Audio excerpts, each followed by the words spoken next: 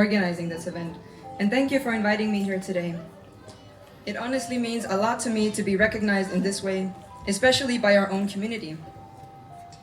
You don't speak Danish, and I don't really speak Swedish. I do speak Farsi, but I'm gonna do this in English.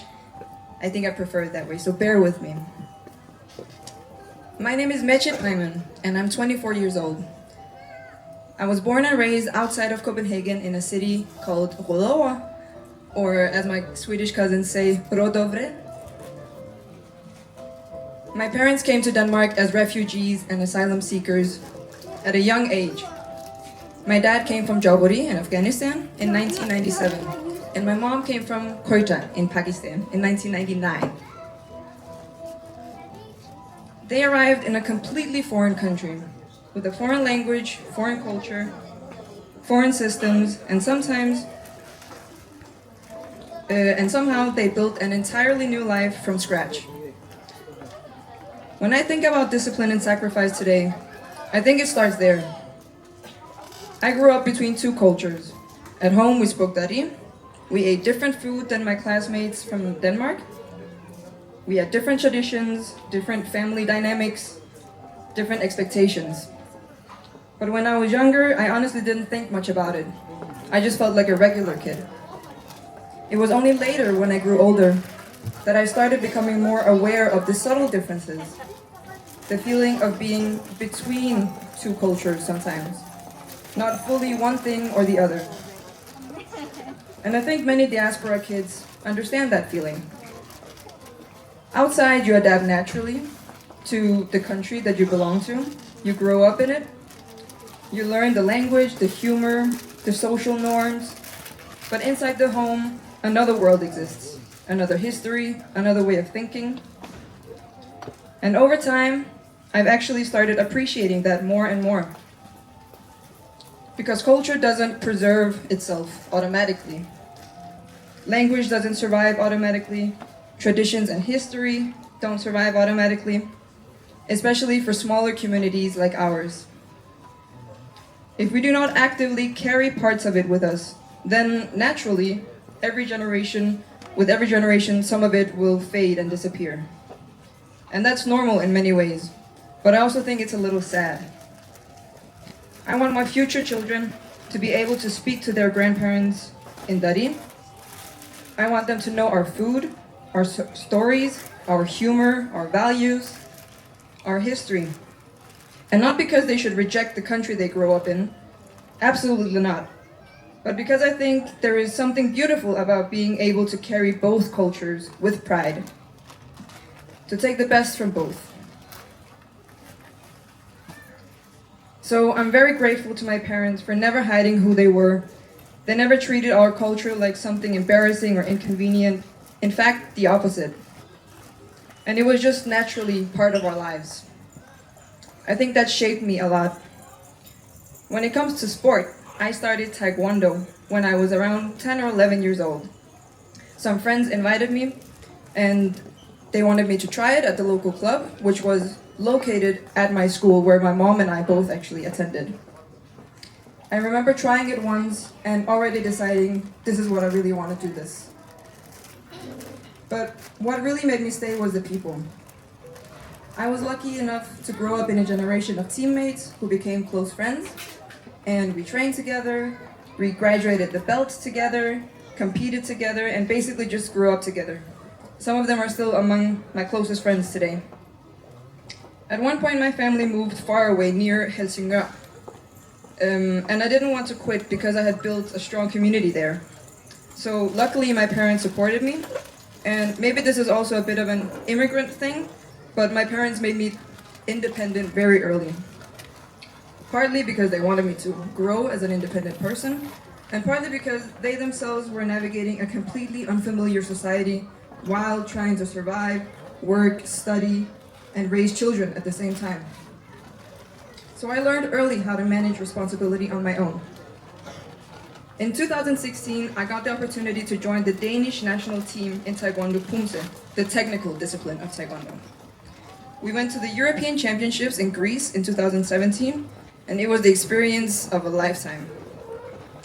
After that, life became busy. I prioritized high school and university, and I did the IB program at Birkerød Gymnasium. And then I studied sustainable energy at the Technical University of Denmark, and later completed my master's degree in astrophysics and space systems engineering in 2024. Today I work at Thales as a production engineer and project manager. At the same time, I returned seriously to Taekwondo in 2024, together with my teammates Louise and Sofia. Big shout out to them. They're actually the same sisters who first introduced me to the sport many years ago. We compete in Team Pumse, where synchronization is everything. So it's kind of like synchronized swimming, but we're standing above, not in water obviously, and suffering as well. And since then, it's been blood, sweat, tears, exhaustion, injuries, stress, but also some of the proudest moments of my life. We train almost every day, work and study from morning till afternoon, then immediately go to practice in the evenings, and go home, eat quick, shower quick, go to bed quick, and then repeat the next day. And no, Taekwondo unfortunately does not pay very well. We always joke at home that maybe I should have started football instead. Everything comes out of our own pockets, the tournaments, the flights, the uniforms, training camps, seminars. But despite that, we kept going. I've always been someone with many passions. I love science, physics, and understanding how the universe works. But I also love sport and movement, competition, and the excitement of watching people push the limits of what humans can do. And I think for me, Taekwondo became a balance to the academic side of my life. A reminder that both mind and body, they need care and discipline and attention. And over the years, I've won multiple Danish championship titles, Nordic titles, international tournaments like Bulgarian Open, London Open, and today I'm the reigning Danish and Nordic champion together with my team.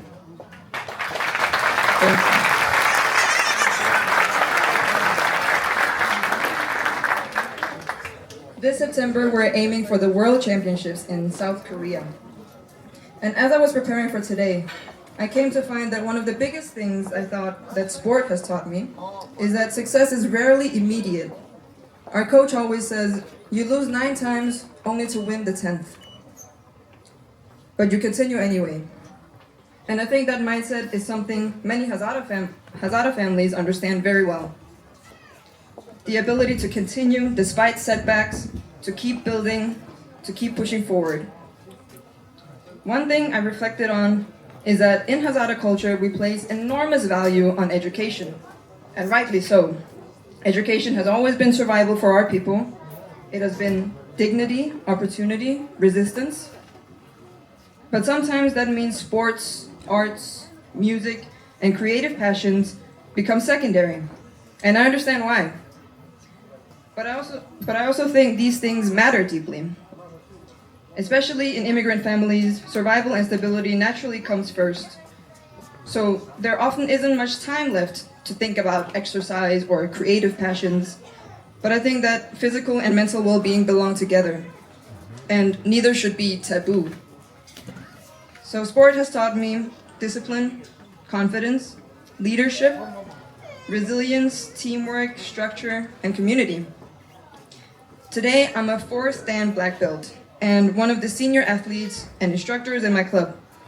Younger students look up to me, which still feels strange sometimes because in my own head, I'm still one of the kids running around in the dojang. But I take that responsibility seriously, especially when I meet children with multicultural backgrounds who may feel caught between worlds the same way that I sometimes did growing up. I hope they can learn that it's possible to combine both identities. You can go to practice and still make it to your family gatherings. You can pursue education and still pursue sport. You can integrate into the society you live in while still protecting the parts of your own culture. It does not have to be one or the other. And I think that's maybe the biggest thing I want to say today. Being Hazara in the diaspora is not only about loss or distance from our homeland. It's also about responsibility.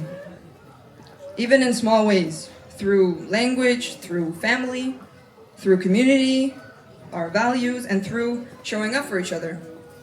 Just like my cousin did for me today, with her newborn baby. And yeah, events like this are important because they remind younger generations that our culture is something to be proud of, not something to hide. So thank you again for this recognition. It truly means a lot to me. And thank you to my parents, my teammates, my coaches, my family, and everyone who supported me along the way. I hope all the young and old people here continue pursuing whatever gives them meaning, whether that's education, sports, music, art, science, or something completely different. Because our community becomes stronger when people dare to grow in many different directions. So thank you.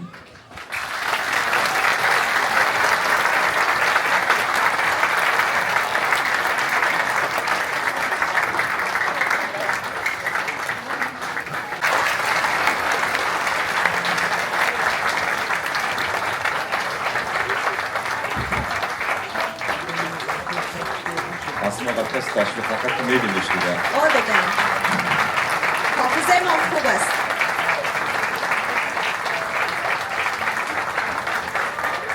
دمی آخرش یک شیمه کنید بازم.